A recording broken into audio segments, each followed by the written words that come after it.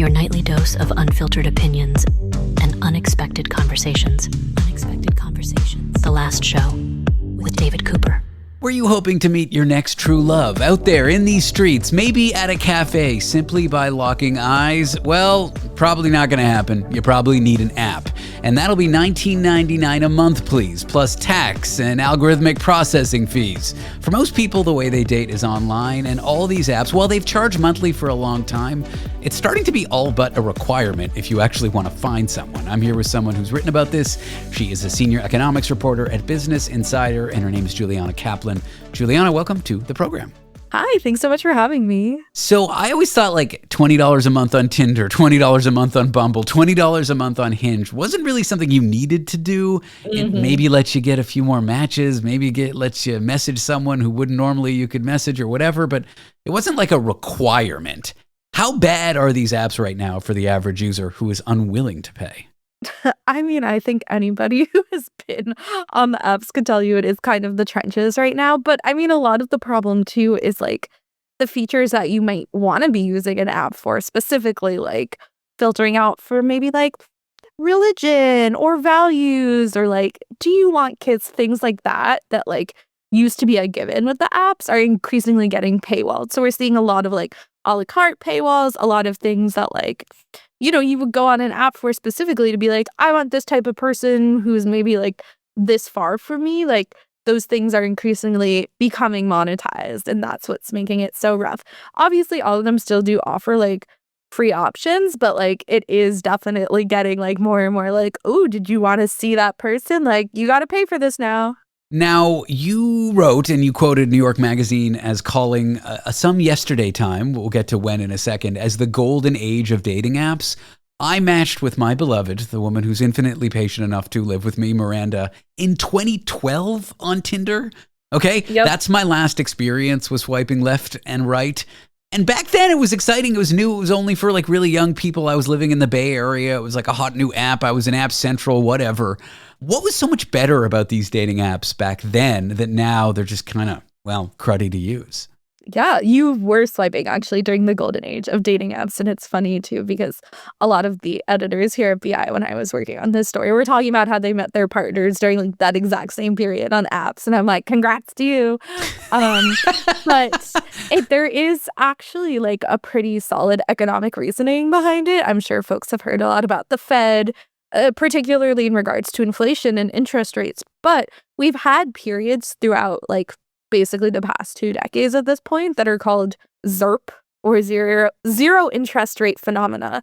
And that means that for like these big VC companies, like your things like Uber, people I'm sure have noticed Uber getting a lot more expensive, like your DoorDash, whatever, for a while it was pretty much free for VC people to like borrow and pour money into these apps. And like the game plan for apps in general like this, we're like, okay, we're going to build up a huge audience by offering something that is like genuinely too good to be true. And then like once we built that audience, like somehow the money will come or we will monetize it.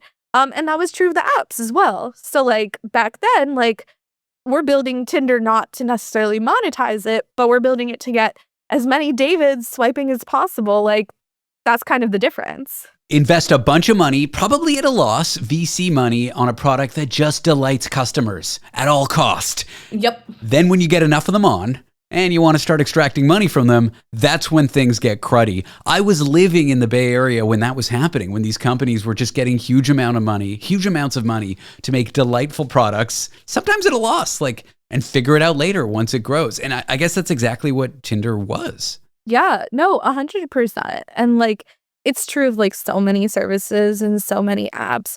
And it's something you just see like a lot less of nowadays in general. Like we saw a little bit of it like in kind of like the immediate wake of the pandemic. But yeah, I think as I get into in the article, it is like a little more insidious when it's the difference between like, oh, I can get a really cheap ride home from like the bar in Brooklyn versus like we have basically outsourced our whole dating lives to these apps and now we have to pay for them.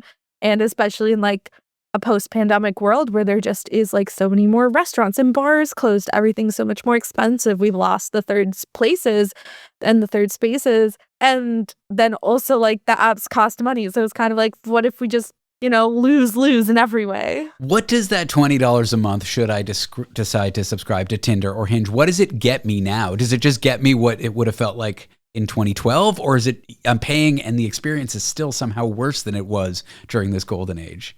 No, it probably would get you closer to 2012. I admittedly haven't actually tried the paid features, although maybe now I have an excuse to expense it. Is that why you wrote this article? No. But yeah, I think it would get you a little closer to that experience. And, also like something you may have heard of is this idea of like quote unquote rose jail, maybe No, I've never heard of that. on Hinge. Yeah. So basically, like the app, they kind of figure out who you're looking for, right? Or like the kinds of people you're looking for. And on Hinge in particular, there's like a little section that's like your standouts. And those are people that the app thinks you would really, really like. And generally, in my experience, like it is pretty accurate. It is pretty dead on. But like those folks don't show up in your like normal feed. You have to send them a rose. And the rose costs $2.99 a rose or something? Exactly. Okay. You're figuring it out. And they like, again, to their credit, obviously you can use all of these apps for free to some degree. So like you do get a certain number of free roses, but like, the app is good enough to figure out, okay, like this is who you might want. And now it's like, oh my God, my dream person. And now I have to pay $2.99 for a rose kind of situation. You mentioned this erosion of third spaces. What exactly do you mean by that? Are spaces where people go to meet other just kind of disappearing because things are just getting so expensive? There's no more like cheap coffee shop where you can sit for a million hours? Yeah. I mean, it's kind of like twofold. One, in the sense that like a lot of the spaces that like in American history in general have been kind of gathering spaces have like just dissipated due to a lot of structural forces. So you think of things like the Union Hall, organized religion, like even like charitable organizations or like volunteering. Those are all things that have kind of just like shrunk in general, for better or for worse. And at the same time, yeah, like to your point, like the places where you can just like sit forever and like have a cheap drink or like hang out, or there's not necessarily like the barrier to entry of like you have to pay a lot of money to stay and remain there. And like to some degree too, if you think about like kind of the pre-COVID like low interest rate era or like zero interest rate era, like I feel like I've heard many tales from my millennial coworkers of like jumping from like bar to bar with $2 shots and like your $1 Uber pool. And those were the things that were kind of undergirding the way that like socializing worked and made it still affordable for folks. And it's like, oh, I'm going to go to like my $10 like unlimited class pass ride. And so it was kind of like a 1-2 whammy where like we kind of had these institutions already on the decline. And then with the pandemic itself, like a lot of bars and restaurants closing and all of these cheap services all of a sudden no longer being cheap. People being like, actually, whoa, what am I supposed to be doing? There's something kind of wild, a little bit ugly about tying like the era that you were dating, your likeliness to find a partner to interest rates and the way venture capital spends money. Does uncovering all these things and finding these connections somehow make dating less sexier for you or something like that? Oh, God. I think yes and no. I mean, I think the thing that is kind of like a nice takeaway, and like in speaking with folks too, like my friends who are dating, who I consider to be like very like, fun and eligible and good looking, like it is truly not you. You don't have to feel like, oh, I'm so repulsive that like the reason the apps aren't working for me is because of me, but it's because I'm not paying. So I think that is a bit of a comfort. I think, yeah. On the other hand, too, I have been really heartened by and like have certainly participated in like a lot more like in-person stuff. I do think we are seeing kind of like a reaction to that, which I think is great. Like it is really interesting how I've personally actually had to rewire my brain. Like I went to speed dating a few times, which I thought was really fun. And obviously I love to talk. So I was like, this is great. Like captive audience.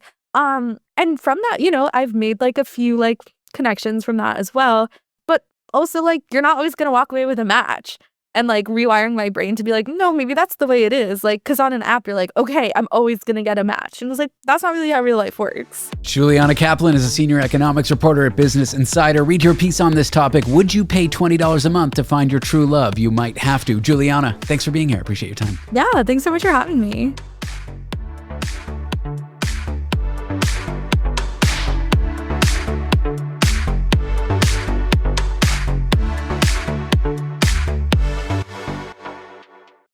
firefighters risk their lives every single day. Fridays on Global. I'm gonna get you out of here, bud. This is the greatest job in the world. An all-new Fire Country. Firefighter Leon, I need you to make your own risk assessment. We're going in. Deep in the woods behind you, there's a wildfire. We're in the game now, boys! TV's hottest show It's off. Be safe.